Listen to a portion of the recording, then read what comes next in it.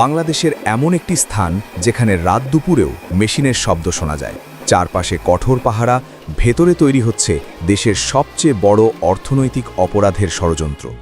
এই কারখানা মাটির নিচে, নয়তো এমন দূরবর্তী কোনো গ্রামে যেখানে প্রশাসনের নজর পৌঁছায় না।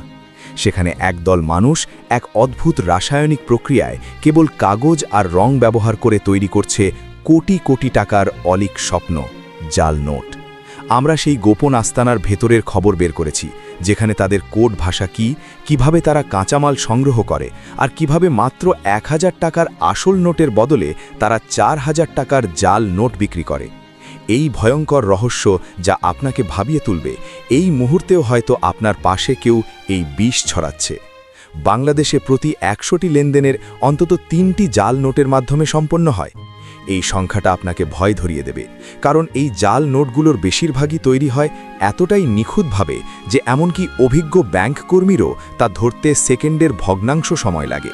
তাদের কাছে আছে আসল জলছাপের প্রযুক্তি, নিরাপত্তা সুতোর নকল পদ্ধতি। ভাবুন, এই প্রযুক্তি তারা পেল কোথায়? কারা এই কারিগর? এই চক্রের সাথে কি সমাজের প্রভাবশালী কেউ জড়িত?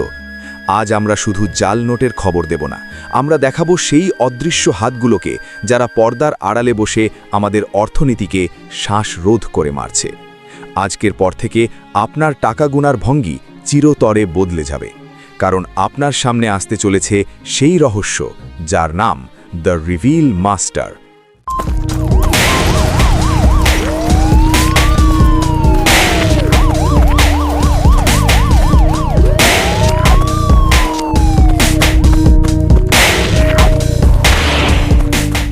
জাল নোটের এই জগৎটা শুধু টাকার কারবার নয়, এটা মানুষের বিশ্বাস আর পরিশ্রমের ওপর আক্রমণ।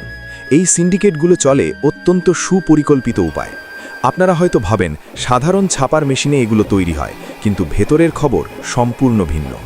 এই চক্রগুলো তাদের জালিয়াতির জন্য উন্নত প্রযুক্তির বিদেশি প্রেস এবং বিশেষ ধরনের কাগজ ব্যবহার করে, যা সাধারণ বাজারে পাওয়া যায় না, কিন্তু চোরা পথে ঠিকই দেশে আসে। তাদের মূল ফোকাস থাকে 1000 এবং 500 টাকার নোট, কারণ এর মাধ্যমেই দ্রুত বড় অঙ্কের টাকা বাজারে ছড়ানো সম্ভব।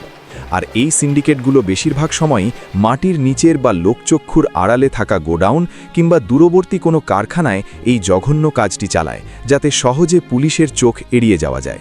কিন্তু সবচেয়ে ভয়ানক হলো এদের বন্টন প্রক্রিয়া। এটাই আসল ভেতরের খবর। আপনি হয়তো ভাবছেন তারা বড় বড় শপিং মলে যায়। ভুল। জাল নোট ছড়ানোর মূল কেন্দ্রগুলো হলো সাপ্তাহিক গ্রামীণ হাট, জনবহুল মেলা এবং সন্ধ্যার পর ব্যস্ততম বাস টার্মিনালগুলো। এই জায়গাগুলোতে লেনদেনের গতি এত বেশি থাকে যে সাধারণ মানুষের পক্ষে নোটের নিরাপত্তা বৈশিষ্ট্যগুলো যাচাই করা সম্ভব হয় না। এই সিন্ডিকেটগুলো ছোট ছোট এজেন্টদের নিয়োগ করে, যাদেরকে বলা হয় পকেট ডিস্ট্রিবিউটর। তারা 100 বা 500 টাকার আসল নোট দিয়ে জাল নোটের বড় প্যাকেট কিনে নেয়, সাধারণত যা আসল মূল্যের 1/4 দামে কেনা হয়। এরপর তারা ভিড়ের মধ্যে কৌশলে আসল টাকার সাথে জাল নোট ঢুকিয়ে দেয়। আর সবচেয়ে গুরুত্বপূর্ণ বিষয় হলো, এই জালিয়াতরা প্রায়শই নতুন নোটের বান্ডিলের ভেতরের দিকে 2-1টি জাল নোট গুজে দেয়, যা ব্যাংক বা বড় লেনদেন ছাড়া ধরা কঠিন। এর মানবিক দিকটা একবার ভাবুন। যখন একজন রিকশাওয়ালা বা একজন ক্ষুদ্র চা বিক্রেতা সারাদিনের পরিশ্রমের পর একটি 1000 টাকার জাল নোট হাতে পায়, তখন তার গোটা দিনের আয় মুহূর্তের মধ্যে শূন্য হয়ে যায়। এই জাল টাকা কেবল অর্থনীতিকে আঘাত করে না, এটি সমাজের সর্বনিম্ন স্তরের মানুষের জীবন জীবিকা আর বিশ্বাসকে ধ্বংস করে দেয়।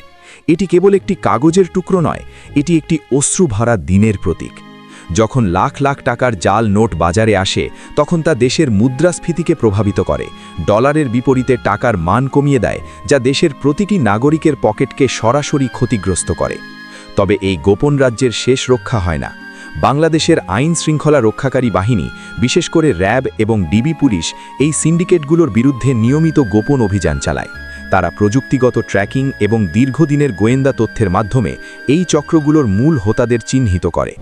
সাম্প্রতিক সময়ে এমন অনেক কারখানার সন্ধান পাওয়া গেছে যেখানে কোটি কোটি টাকার জাল নোট তৈরির সরঞ্জাম সহ জালিয়াতদের গ্রেপ্তার করা হয়েছে। আমাদের আইন অনুযায়ী জাল নোট তৈরি এবং বিতরণের দায়ে কঠোর শাস্তি, এমনকি মৃত্যুদণ্ড পর্যন্ত হতে পারে। এই শাস্তির বিধানই প্রমাণ করে যে রাষ্ট্র এই অপরাধকে কতটা গুরুত্বের সাথে দেখে। আসলে জাল নোটের এই জগৎ একটি অন্ধকার গেমের মতো। এই খেলায় একদিকে রয়েছে সমাজের কিছু লোভী যারা দ্রুত ধনী হবার জন্য গোটা জাতিকে বিপদে ফেলছে, আর অন্যদিকে রয়েছে আইন ও সচেতন সাধারণ মানুষ। আমাদের সকলের সচেতনতাই পারে এই গোপন ষড়যন্ত্রের চাল ছিঁড়ে ফেলতে। মনে রাখবেন, একটি জাল নোট ধরা পড়া মানে শুধু একটি অপরাধকে থামানো নয়, বরং বহু মানুষের কষ্টার্জিত টাকা এবং দেশের অর্থনীতিকে রক্ষা করা। আপনারা সতর্ক থাকুন, সচেতন হন এবং এই সত্যগুলো সবার মাঝে ছড়িয়ে দিন। এভাবেই সমাজের সকল অন্ধকার দিক উন্মোচন করতে থাকে দ্য রিভিল মাস্টার।